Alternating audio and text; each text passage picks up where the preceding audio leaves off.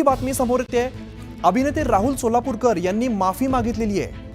छत्रपती शिवरायांबद्दल केलेल्या वक्तव्याबद्दल त्यांनी माफी मागितली आहे। आपण आज सकाळपासून बघतोय अभिनेते राहुल सोलापूरकर यांच्या वक्तव्याविरोधात मोठी आंदोलनं झालेली आहेत, अनेकांनी नाराजी व्यक्त केलेली आहे। यानंतर अभिनेते राहुल सोलापूरकर यांनी थेट माफी मागितलेली आहे। छत्रपती शिवरायांबद्दल केलेल्या वक्तव्याबद्दल त्यांनी माफी मागितली आहे। आग्र्याच्या सुटकेबाबत त्यांनी वक्तव्य केलं होतं। यानंतर अनेक संतप्त प्रतिक्रिया बघायला मिळाल्या होत्या। छत्रपती शिवाजी महाराज की जय। मी अभिनेता राहुल सोलापूरकर। साधारण 1.5-2 महिन्यापूर्वी रीमा अमरापूरकर यांच्या एका पॉडकास्टवरती मी एक 50 मिनिटं मुलाखत दिली होती। त्या मुलाखतीच्या दरम्यान एका प्रश्नाला उत्तर देताना मी इतिहास आणि इतिहासातल्या रंजक गोष्टी कशा बनतात याविषयी बोलताना छत्रपती शिवरायांच्या आग्र्याहून सुटका या विषयावरती काही गोष्टी बोललो। बिकानेरच्या राजवाड्यामधले काही पुरावे, राजस्थानची काही कागदपत्र, फारसी उर्दू अशा ग्रंथांमधले आणि औरंगजेबाच्या जवळच्या माणसांचे काही गोष्टी या ज्या वाचायला अभ्यासायला मिळालेल्या होत्या त्यामधल्या काही गोष्टी सांगून मी बोललो।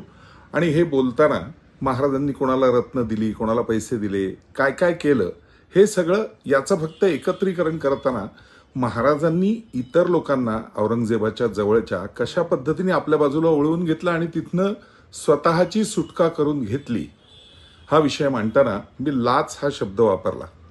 साम दाम दंडभेद अशा चारही पद्धतीने छत्रपती शिवराय फार मोठे राज्यकर्ते होऊन गेले याविषयी मी वेगळं सांगायची गरज नाही।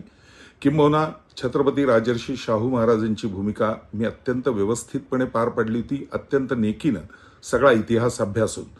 आणि जगभर गेली अनेक वर्ष वंदनीय पूजनीय छत्रपती शिवाजी महाराज यांच्याविषयीची अनेक विषयांवरची व्याख्यानं जेवढा अभ्यास माझा आहे त्याप्रमाणे उत्तमरित्या देण्याचा मी प्रयत्न करत असतो आणि जगभरच्या लोकांनी ते वाखाणलेलं आहे। त्यामुळे छत्रपती शिवरायांचा अपमान करायचा हे माझ्या मनात येऊ सुद्धा शकत नाही, त्याचा विचार सुद्धा होऊ शकत नाही।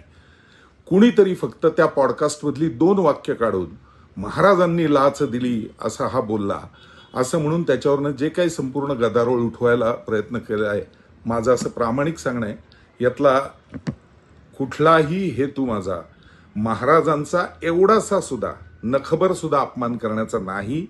मी इतिहास रंजक कसा केला जातो यासाठी काय काय गोष्टी भरल्या जातात हे सांगण्याचा फक्त प्रयत्न करत होतो। पण हे बोलण्याच्या नादात लाच या शब्दामुळे जर शिवभक्त शिवप्रेमी नाराज झाले असतील तर मी मनपूर्वक दिलगिरी व्यक्त करतो। छत्रपती शिवरायांचं गुणगान गातच आयुष्यभर मी मोठा झालेलो आहे, गडकिल्ल्यांवरनं वाढलेलो आहे। रायगडावरची डॉक्युमेंटरी त्यासाठीच मी केलेली होती की आपण कसं पंढरपूरच्या जसा वारकरी असतो त्याच भावनेने छत्रपतींच्या